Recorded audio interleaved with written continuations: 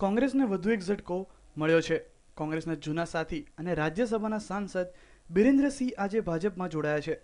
શુમર બિરેન્દ્રસિંહે કોંગ્રેસ અધ્યક્ષ સોનિયા ગાંધીને વિરોધ કરીને કોંગ્રેસનો છોડવાનો નિર્ણય કર્યો હતો, જે બાદ આજે સત્તાવાર રીતે બિરેન્દ્રસિંહ ભાજપમાં જોડાયા છે। મહત્વનું છે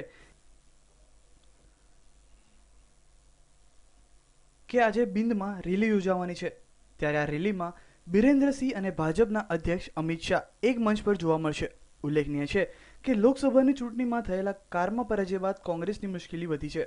કોંગ્રેસમાં આંતરિક વિવાદ જોવા મળી રહ્યો છે, ત્યારે બિરેન્દ્રસિંહ આજે ભાજપમાં જોડાઈને કોંગ્રેસને ઝટકો આપ્યો છે। Bureau report, news online, Ahmedabad.